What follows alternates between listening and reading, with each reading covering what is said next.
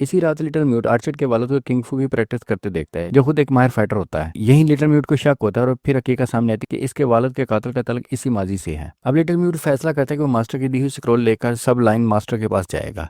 जब वो बुजुर्ग प्रीस्ट इस स्क्रोल को पढ़ता है तो फौरन समझ जाता है कि लिटिल म्यूट इस खतरनाक कैदी का शागिर्द बन चुका है। वो इसे डांटता है मगर साथ ही वादा करता है कि इसे दोबारा सही रास्ते पर लाएगा। फिर वो एक चौंका देने वाली कहानी सुनाता है। वो कैदी पहले शाओलिन का ही शागिर्द था, बहुत ताकतवर मगर जिद्दी और गुरूर से भरा हुआ। इसने बगावत की, अपनी गैंग बनाई और आखिरकार पकड़ा गया।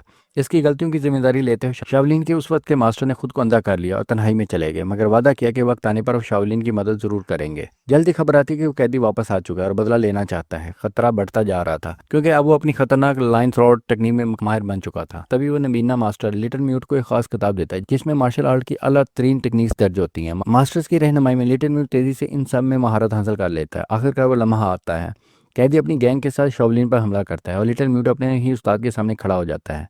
इस तरह कैदी एक बड़ा राज खोलता है, तुम्हारे वालिद को मारने वाला कोई और नहीं, मैं था। ये सुनकर लिटिल म्यूट के अंदर का गुस्सा फट पड़ता है और इसी लम्हे एक और राज खुलता है।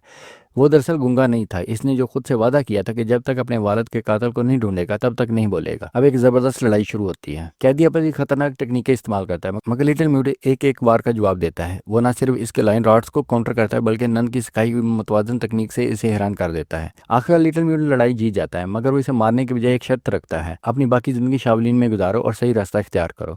ये सुनकर कैदी जज्बाती हो जाता है मगर अचानक धोखा देते हुए आखिरी हमला करता है। लिटिल म्यूट बच जाता है और कैदी अपनी ही ताकत के वार से खुद हलाक हो जाता है। अपने लीडर की मौत देखकर गैंग के बाकी लोग खौफजदा हो जाते हैं और वहां से भाग जाते हैं। आखिर में लिटिल म्यूट वापस शाओलिन टेम्पल आता है और एक राहब बनने का फैसला करता है। यूं इसकी कहानी एक नए सुकून और मकसद के साथ खत्म हो जाती है।